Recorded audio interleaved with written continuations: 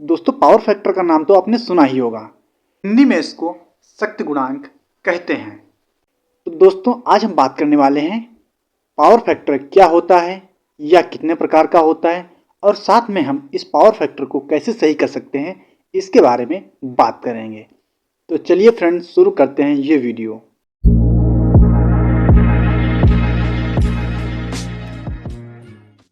Friends power factor को जानने से पहले हम बात कर लेते हैं। जैसे हमारे पास कोई उपकरण है, उपकरण को चलाते हैं तो उसे वायर से जोड़ते हैं और फिर उस वायर के माध्यम से सप्लाई देते हैं।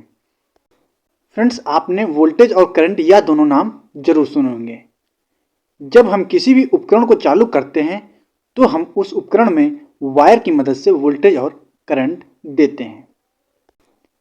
फ्रेंड्स इसी बीच मैं आपको बताना चाहता हूं कि कभी भी डीसी करंट या डायरेक्ट करंट में पावर फैक्टर नहीं होता है। ऐसा होने के पीछे का कारण है फ्रीक्वेंसी। डीसी में फ्रीक्वेंसी नहीं होती है, या फिर कह सकते हैं डीसी में 0 हर्ट्ज फ्रीक्वेंसी होती है। और फ्रेंड्स जो हमारी अल्टरनेटिव करंट होती है जिसको हम एसी कहते हैं उसमें फ्रीक्वेंसी होती है, इसलिए उसमें पावर फैक्टर होता है। तो फ्रेंड्स अब हम बात कर लेते हैं व्हाट इज पावर फैक्टर। तो फ्रेंड्स जो करंट और वोल्टेज होता है यह एक वेव फॉर्म में होता है। और फ्रेंड्स जो हमारा पावर फैक्टर होता है वो तभी खराब होता है जब यह करंट और वोल्टेज दोनों की वेव फॉर्म एक साथ में नहीं चलती हैं।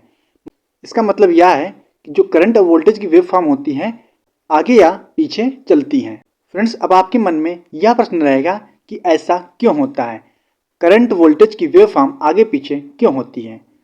तो दोस्तों ऐसा होने की वजह हमारे इलेक्ट्रिकल के अलग अलग प्रकार के लोड मतलब उपकरण हैं, क्योंकि हमारे इलेक्ट्रिकल में उपकरण 3 टाइप के होते हैं और वही हमारे करंट और वोल्टेज की वेव फॉर्म में अंतर को लाते हैं। फ्रेंड जितना हमारे करंट और वोल्टेज की वेव फॉर्म में अंतर होगा उतना ही पावर फैक्टर खराब होता जाएगा।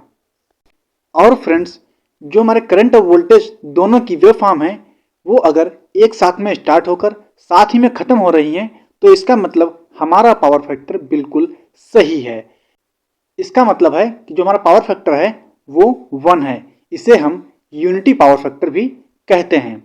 फ्रेंड्स यह सबसे अच्छा पावर फैक्टर होता है। और फ्रेंड्स इसके अलावा जब करंट और वोल्टेज की वेव फॉर्म साथ में शुरू और खत्म नहीं हो रही है तो इसका मतलब अभी पावर फैक्टर खराब है। ऐसा होने पर हम सर्किट में कैपेसिटर को लगाकर उस वेव फॉर्म को सही करते हैं। तो फ्रेंड्स अब हम बात कर लेते हैं टाइप्स ऑफ पावर फैक्टर के बारे में। फ्रेंड्स जो हमारा पावर फैक्टर होता है वो 3 टाइप का होता है। Number 1 unity power factor, number 2 lagging power factor और नंबर 3 लीडिंग पावर फैक्टर। तो फ्रेंड्स सबसे पहले हम बात कर लेते हैं यूनिटी पावर फैक्टर के बारे में। जो हमारा यूनिटी पावर फैक्टर होता है वो हमारा पावर फैक्टर 1 होता है। इसका मतलब हमारे करंट और वोल्टेज की वेव फॉर्म साथ में स्टार्ट होती है और साथ में खत्म होती है। यह जो पावर फैक्टर है सबसे अच्छा पावर फैक्टर होता है। तो फ्रेंड्स अब हम बात कर लेते हैं लैगिंग पावर फैक्टर के बारे में।